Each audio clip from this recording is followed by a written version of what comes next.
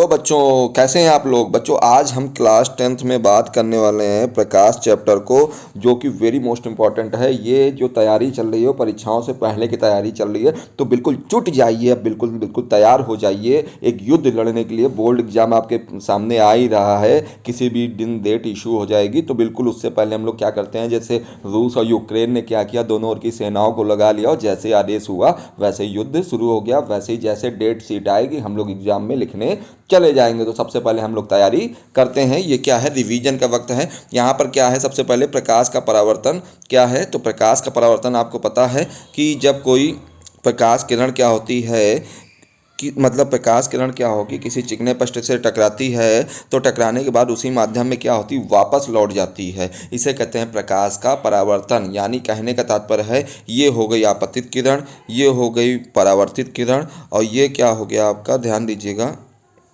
आपतन बिंदु हो गया। ठीक है। और इसके बीच इन दोनों आपतित किरण और परावर्तित किरण के बीच में जो डॉटेड लाइन दिख रही है, ये क्या है, आपकी अभिलंब है। अब ध्यान दीजिएगा, यहाँ पर मैं कलर थोड़ा चेंज करता हूँ। ये आपतित किरण और अभिलंब के बीच का कोण क्या कहलाता है, आपतन कोण कहलाता है। परावर्तित किरण और अभिलंब के बीच का कोण क्या कहलाता है, परावर्तन कोण कहलाता है। और ये जो दोनों यहाँ से किरण टकराई और उसी जगह से वापस चली गई, ये बिंदु कहलाता है आपतन बिंदु। ठीक है। तो चलिए हम लोग बात कर लेते हैं रिफ्लेक्शन क्या है, यानी प्रकाश का परावर्तन क्या है। जब कोई प्रकाश किरण, जब कोई प्रकाश, एक मिनट, ये स्केच क्यों नहीं चल रहा है। जब कोई प्रकाश किरण किसी चिकने पृष्ठ से टकराती है, तो वह उसी माध्यम में क्या होती है, वापस लौट जाती है। इसे कहते हैं प्रकाश का परावर्तन यानी रिफ्लेक्शन। ठीक है। अब हम छोटे छोटे पॉइंट के विषय में बात करने वाले हैं। आपतित किरण क्या है आपकी, या परावर्तित किरण क्या है, या आपतन कोण क्या है, आपतन बिंदु क्या है, इनके बारे में पढ़ेंगे, तो बेहद ध्यान से देखिएगा। देखिए, अब पहली बात कर लेते हैं आपतित किरण की। देखिए, किसी सतह पर पड़ने वाली जो किरण होती है उसको क्या कहते हैं, आपतित किरण कहते हैं। यानी आपने देखा होगा, ये चिकना पृष्ठ होता है और इस पृष्ठ से किरण जो टकराती है उसे क्या कहते हैं, आपतित किरण कहते हैं। आपतन बिंदु क्या है, जिस चिकने पृष्ठ पर किरण आके गिरी है वो उस जगह को क्या कहते हैं, आपतन बिंदु कहते हैं। ठीक है। और परावर्तित किरण क्या होती है, जिस पृष्ठ से आपतन बिंदु से टकराने के बाद उसी माध्यम में क्या हो गई, वापस हो गई, इसे कहते हैं परावर्तित किरण। यानी आपतित किरण जो आ रही है, और आपतन बिंदु कहाँ है, जहाँ पे वो किरण पड़ी, और जहाँ से वो किरण मतलब उसी माध्यम में वापस लगे, उसे क्या कहते हैं, परावर्तित किरण। ठीक है। आगे देखिए हम बात कर लेते हैं अभिलंब क्या है। आपको भी अभिलंब के विषय में पता है। यानी ये आपका हो गया चिकना पृष्ठ, ये हो गया आपकी आपतित किरण, ये हो गई परावर्तित किरण, और इन दोनों के बीच में जो डॉट लाइन मैंने दो खींची हैं, ये क्या है, अभिलंब है। ये क्या है, अभिलंब है, इसी को अभिलंब कहते हैं। आपतन कोण क्या होता है, आपतन कोण की बात कर लें तो आपतन कोण आपको पता है कि कोई चिकना पृष्ठ होता है, उससे क्या होता है बेटा, ये किरण आई और उसी माध्यम में क्या हुई, वापस हो गई, और ये बेटा क्या है, अभिलंब है। तो ये आपतित किरण और अभिलंब के बीच का ये जो कोण दिख रहा है आपको, ये क्या कहलाता है आपका, ये कहलाता है आपतन कोण। और परावर्तित किरण और विलंब के बीच का जो कोण है, ये क्या कहलाता है आपका, परावर्तन कोण कहलाता है। समझ में आ रहा है। तो आपतन कोण क्या है, आपतित किरण और अविलंब के बीच का कोण क्या है, ये जो हम दिखा रहे हैं आपको, ये क्या रेड कलर से, ये क्या है, आपतन कोण है। और परावर्तित किरण और ये इस अविलंब के बीच जो कोण है, ये क्या है आपका, परावर्तन कोण है। समझ में आया कि नहीं आया। अब बात कर लें प्रकाश के परावर्तन के नियम, बहुत इंपॉर्टेंट है। देखिए, नियम आपको पता है कि ये कोई पृष्ठ है, प्रकाश किरण जिस चिकने पृष्ठ से टकराती है, और ये होता है आपतित किरण, ये कैसी आने वाली किरण, और ये कैसा है, आपतन बिंदु है, और टकरा के उसी माध्यम में वापस हो जाती है, और बीच में क्या होता है, अविलंब होता है, यानी आपतित किरण। ठीक है।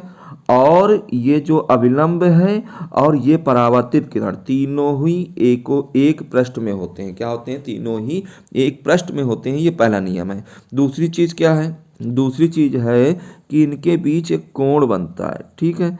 ये देखिए कोण, ये हो गया आपतन कोण और ये हो गया परावर्तन कोण, दोनों क्या होते हैं, बराबर होते हैं। यानी आपतित किरण और अविलंब के बीच बनने वाला कोण आपतन कोण होता है ये, और परावर्तित किरण और आपका अविलंब के बीच बनने वाला कोण क्या होता है, परावर्तन कोण होता है। ये क्या होते हैं, दोनों ही क्या होते हैं, आपके बराबर होते हैं। तो ध्यान रखिएगा, ये आपका ये आई और आर क्या होंगे, आपके बराबर होंगे। आई यहाँ पर ये आई बराबर क्या हो जाएगा, आर के। ठीक है, अब देखिए बहुत ही सिंपल वस्तुएं। अब आगे प्रदीप्त वस्तुएं क्या है, ऐसी वस्तुएं जो स्वयं प्रकाश उत्पन्न करती हैं। ध्यान दीजिए, रखिएगा, ऐसी वस्तुएं जो स्वयं प्रकाश उत्पन्न करती हैं वो क्या है, प्रदीप्त वस्तुएं हैं। जैसे सूर्य हो गया, आपका मोमबत्ती हो गई, बल्ब हो गया, ये सब क्या है, प्रदीप्त वस्तुएं। चंद्रमा मत कह लीजिएगा, चंद्रमा का खुद का प्रकाश नहीं होता बेटा, है ना।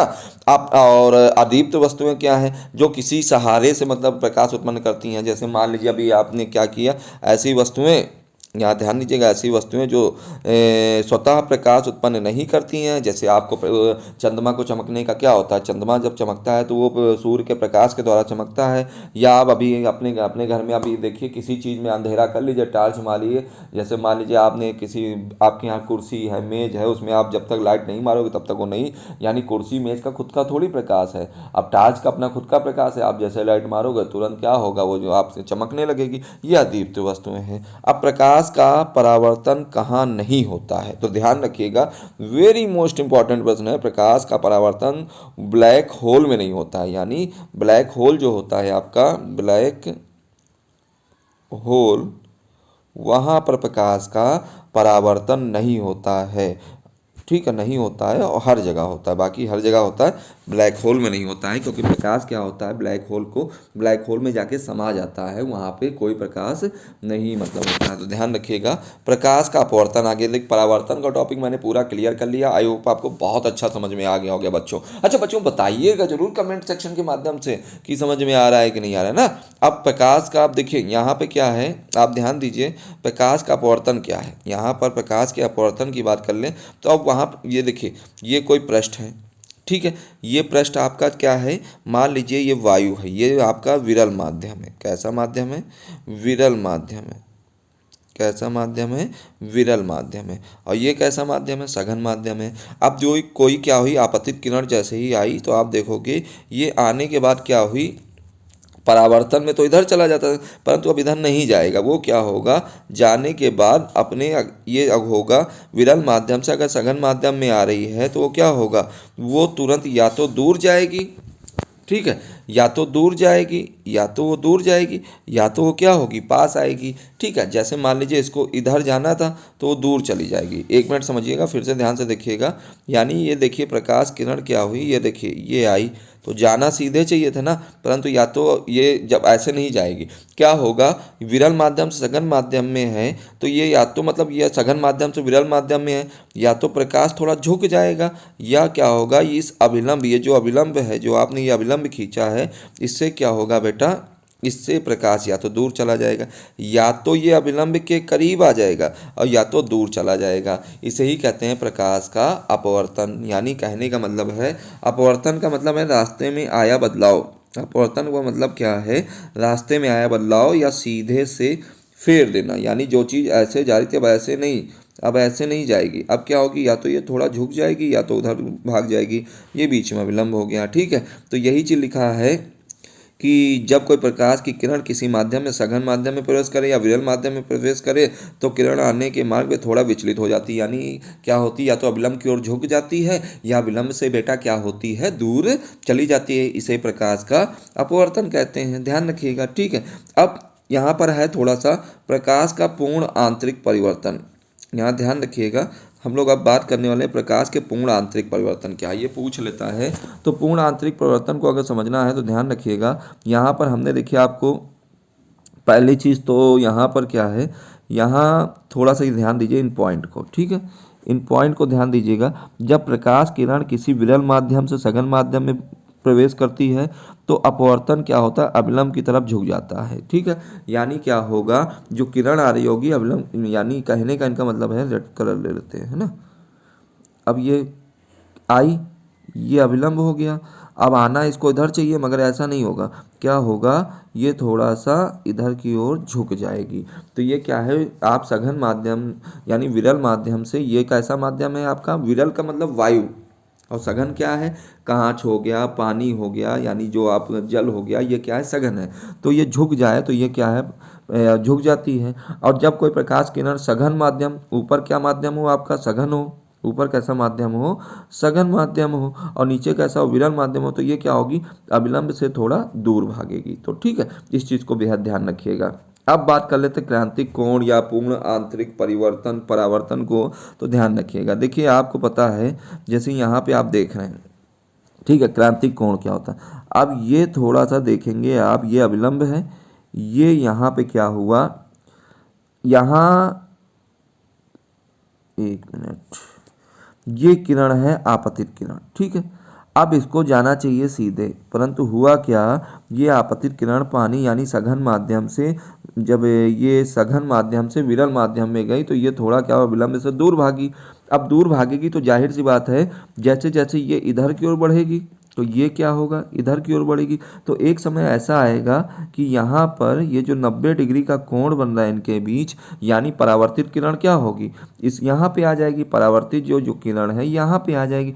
जो ये 90 डिग्री का कोण है, यही अविलंब और परावर्तित किरण मिलकर जो 90 डिग्री का कोण बना रही है, इसे क्या कहते हैं, क्रांतिक कोण कहते हैं। और जैसे जैसे आप ध्यान रखिएगा, थोड़ा ध्यान दीजिएगा यहाँ पर, अब ये किरण इधर फिर जा रही है तो ये क्या होगी, अंदर की ओर आ जाएगी। तो ये किरण और ये किरण अब सघन से सघन में ही रह जाए तो इसे कहते हैं पूर्ण आंतरिक क्या, परावर्तन। ये पूर्ण आंतरिक परावर्तन, यानी सघन से सघन में ही अगर किरण रह जाए तो ये पूर्ण आंतरिक परावर्तन होती है। जैसे हीरा होता है, हीरे के अंदर हीरा खूब चमकता है, तो अंदर ही किरण क्या होती है, टकराती रहती है। तो ये पूर्ण आंतरिक परावर्तन के कारण हीरा खूब चमकता है। रेत आपने देख लीजिए, आप देखिए कभी कभार रोड पे चलते होंगे गर्मियों में तो तारकोल चमकने लगता है, जैसे आप ढलान की ऊंचाई से ढलान की ओर गए तो तारकोल खूब चमकता है। ऐसा इसलिए होता है क्योंकि वो क्या होता है आपका, वहाँ पे पूर्ण आंतरिक परावर्तन होता है। मृग मारीचिका आपने शब्द सुना होगा कई बार, वही होता है, ठीक है। इसके कारण रेत चमकती है, तारकोल चमकता है, बर्फ़ का चमकना यही होता है, ठीक है। तो यहाँ पर ये जो ध्यान रख कर लेते हैं थोड़ा सा प्रकाश के विवर्तन की। विवर्तन देखिएगा क्या है, यहाँ पर प्रकाश की किरणें यानी प्रकाश की किरणों का किसी अवरोधक से टकरा, यानी कोई प्रकाश किरण अवरोधक से टकरा जाए और वो जो किरण है वो कहाँ, छाया क्षेत्र में प्रवेश करना, ये क्या कहलाता है, विवर्तन कहलाता है। यानी प्रकाश किरण चली और किसी अवरोधक से टकरा गई और जो उस चीज की छाया बनी है वहां पे प्रवेश कर जाए तो ध्यान रखिए ये कहलाता है आपका विवर्तन। बात समझ में आ गई कि नहीं आ गई। यानी आप क्या होगा, मान लीजिए प्रकाश किरण चली, चलने के बाद क्या हुई, वो प्रकाश किरण टकराई एकदम से जाके किसी दीवार से, और दीवार से टकराने के बाद जो उस दीवार की छाया बन रही होगी उस पर प्रवेश कर जाए तो वो कहलाता है आपका विवर्तन। क्या कहलाता है, विवर्तन कहलाता है, ठीक है। अब प्रकाश का प्रकीर्णन यानी प्रकाश का परावर्तन क्या होता है, देखिए परावर्तन को अगर हम लोग समझें तो ध्यान दीजिएगा परावर्तन के बारे में। देखिए जब कोई प्रकाश किसी प्रिज्म से पड़ी, यानी कोई प्रकाश किसी प्रिज्म से पड़ी तो वो 7 रंगों में क्या होती है, विभक्त हो जाती है। 7 रंगों में क्या होती है, विभक्त हो जाती है। इसे क्या कहते हैं, प्रकाश का परावर्तन कहते हैं। क्या बोला मैंने, जब कोई प्रकाश किरण किसी प्रिज्म से टकराती है तो वह 7 रंगों में क्या होती है, विभक्त हो जाती है। इसे कहते हैं प्रकाश का परावर्तन, सॉरी प्रकाश का क्या कहलाता है, प्रकीर्णन, या प्रकाश का आप कह लीजिए प्रकीर्णन। प्रकाश का क्या कहलाएगा, प्रकीर्णन कहलाएगा, ठीक है। अब इसे विवरण से जानते हैं। नीचे कौन सा होता है आपका, वॉयलेट होता है, ऊपर कौन सा होता है आपका, रेड कलर होता है, ठीक है। बैगनी, नीचे कौन सा कलर है आपका, बैगनी है, ऊपर कैसा कलर है, तो यहाँ पर कैसा है, लाल है, यानी रेड कलर है। अब देखिए बैगनी रंग के प्रकाश का प्रकीर्णन सबसे ज़्यादा होता है, ठीक है, और लाल रंग के प्रकाश का प्रकीर्णन सबसे कम होता है। ध्यान रखिएगा 2 पॉइंट को, कि बैगनी रंग का जो प्रकाश होता है उसका प्रकीर्णन सबसे ज़्यादा होता है और लाल रंग के प्रकाश का प्रकीर्णन क्या होता है, सबसे कम होता है। तो इस चीज़ को बेहद ध्यान रखिएगा। आकाश का रंग, अब देखिए एक क्वेश्चन ये बन के आया, आकाश का रंग नीला क्यों होता है। देखिए हमने सब थ्योरी में कवर कर लिया आज के टॉपिक में, है ना। देखिए आकाश का रंग क्या होता है, ध्यान रखिएगा। आकाश का रंग दिन में श्वेत यानी सफ़ेद प्रकाश में हल्का नीला दिखाई देता है। चूँकि दृश्य प्रकाश 7 रंगों का मिश्रण है जिसमें बैगनी, जामुनी, नीला रंग का प्रकीर्णन बहुत अधिक होता है, जिससे यह आकाश में बिखर जाते हैं, जिनका संयुक्त हल्का प्रभाव हल्का नीला होता है। इसीलिए दिन में के समय आकाश का रंग कैसा होता है, आपको नीला दिखाई देता है, ठीक है। देखिए प्रकाश जो आकाश का रंग है वो आपका बिल्कुल मतलब कैसा नारंगी कलर नहीं होगा, कैसा होगा ध्यान रखिएगा, सॉरी बैगनी कलर नहीं होता है, हल्का आपको आसमानी दिखेगा, ठीक है। तो यहाँ पे क्या होगा, बैंगनी जो हो गया और जामुनी हो गया और नीला रंग का प्रकीर्णन बहुत अधिक होता है, जिससे यह रंग आपस में क्या होते हैं, बिखर जाते हैं, जिससे संयुक्त प्रभाव में हल्का नीला होता है। इसीलिए ये दिन के समय आकाश का रंग कैसा होता है, नीला होता है। आई होप आपको ये वीडियो बहुत अच्छा लगा होगा। कमेंट सेक्शन के माध्यम से मुझे ज़रूर बताइएगा, और ये जो नोट्स हैं आपको PDF फाइल के माध्यम से आसानी से मिल जाएंगे, और नोट्स बना के आप अच्छे अंक गेन कर सकते हैं। तो आज के लिए इतना ही काफ़ी है ना। चलिए, धन्यवाद।